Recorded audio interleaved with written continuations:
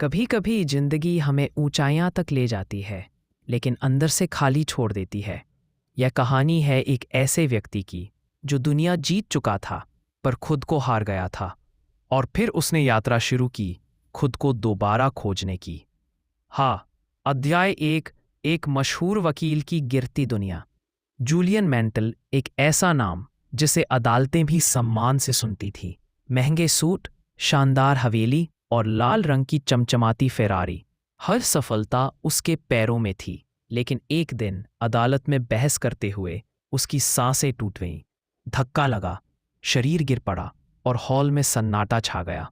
डॉक्टरों ने कहा, अगर जिंदा रहना है तो सब छोड़ना पड़ेगा, नहीं तो अगला अटैक आखिरी होगा। उसी रात जूलियन ने अपनी फेरारी बेच दी और गायब हो गया। अध्याय 2, 3 साल बाद की वापसी। कई साल बाद एक सुबह मेरे दरवाजे पर दस्तक हुई। मैं जॉन, जो उसका दोस्त और जूनियर था। दरवाज़ा खोला तो सामने एक अजनबी दिखा।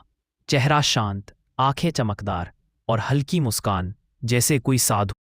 जूलियन, क्या ये सच में तुम हो?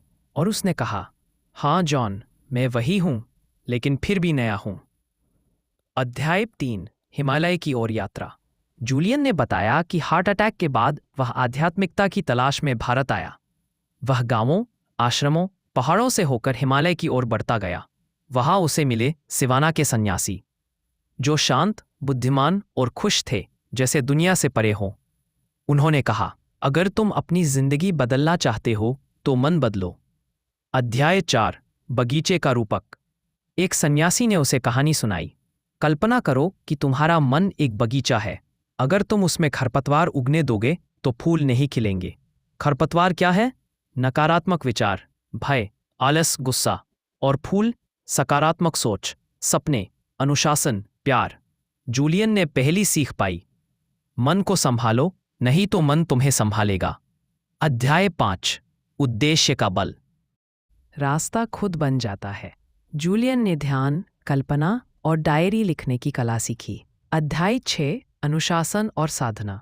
अगली शिक्षा थी मजबूत इच्छा शक्ति। उनका मंत्र था, छोटा लक्ष्य चुनो और रोज निभाओ। 5 मिनट ध्यान, 10 मिनट कृतज्ञता, 20 मिनट पढ़ना। इन छोटी आदतों ने जूलियन को बड़ा बदलाव दिया।